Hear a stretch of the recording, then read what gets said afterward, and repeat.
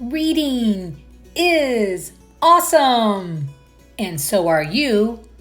And so is this book about 4 fairy tale princesses.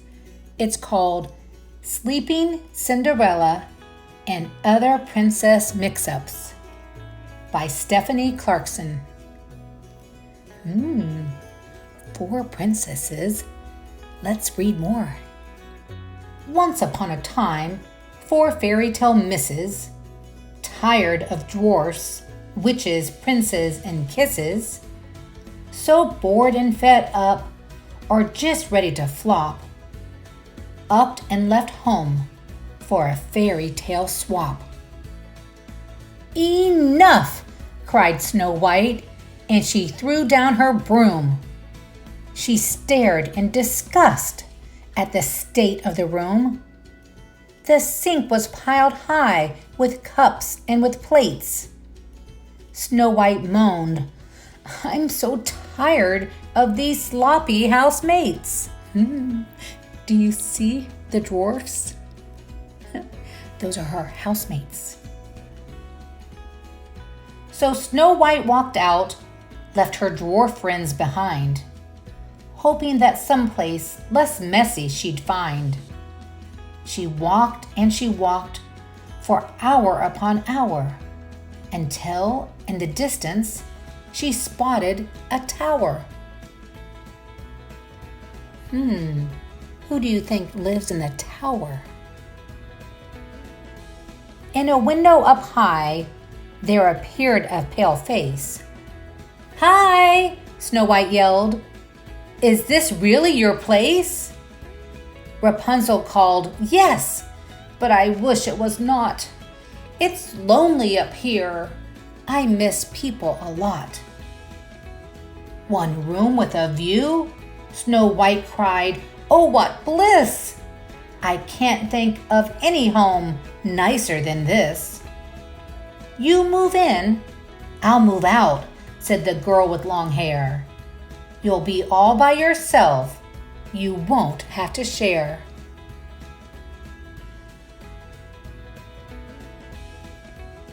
So Rapunzel left Snow and the tower behind, hoping that someplace more lively she'd find. She walked and she walked till she noticed a teen in glass slippers and gown, royal as a queen. Who do you know that wears glass slippers and a gown and looks like a queen? "Hey," said Rapunzel, "you off somewhere fun? I'm loving those shoes and that coach built for one. My godmother's sending me off to a ball," yawned the girl, "but I can't be bothered at all. I've been slaving for weeks. My name's Cinderella. I want a night's sleep, not to dance with some fella." "I see," said Rapunzel. "There's no need to stress. I'll go in your place if you just change your dress." So Cinderella left Rapunzel behind, hoping that someplace more restful she'd find. She walked and she walked till thorns ripped her coat. Then all of a sudden, she spotted a moat. In the castle, a maiden with a crown on her head slept on the comfiest, springiest bed. Cinderella leaned over, but whoops, down she fell. Her lips brushed the girl, who awoke with a yell. "Sorry," cried Cinderella. "What poor form!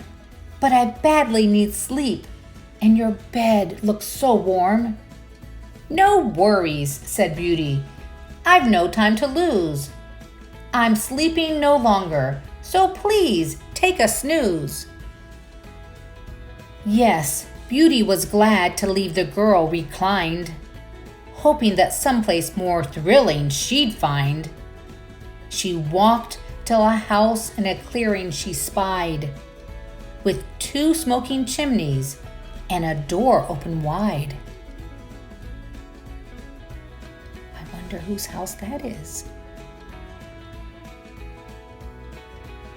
Creeping inside, Beauty felt her heart flutter. She saw several dwarves trapped beneath piles of clutter. "Gracious," said Beauty. "Shall I help with that? I long to be busy, to work and to chat." But sooner, not later, real problems took place. Beauty cried, "Someone keeps shoving food in my face. I'm not keen on apples from people in hoods, but a grandma keeps trying to give me her goods." Oh no. Beauty is in Snow White's house and someone's trying to give her an apple. Oh, I hope it's not a poison apple. Back home, Beauty found Cinderella dismayed. "Your prince friend just kissed me awake, I'm afraid. I'm sorry to say, but he's rather a flirt. Plus, this spinning wheel's sharp. Someone's gonna get hurt." Oh, I think in the story of Sleeping Beauty, she does prick her finger on that spinning wheel. Cinderella ran home, uphill and down slope, and found Rapunzel at the end of her rope.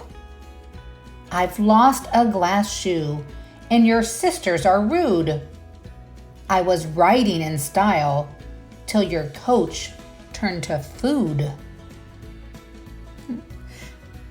Yep, Cinderella's coach does turn back into a pumpkin, doesn't it? Pumpkin pie sounds delicious right now.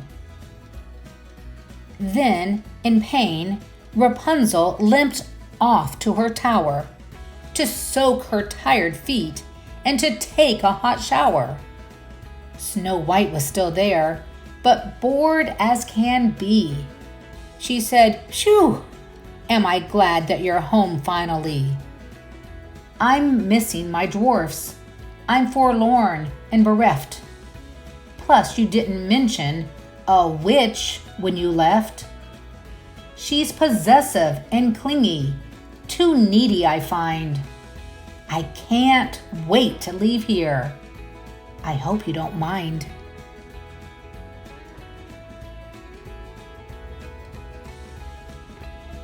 So back home at last, each girl called a meeting. Snow set her dwarves down on their miniature seating.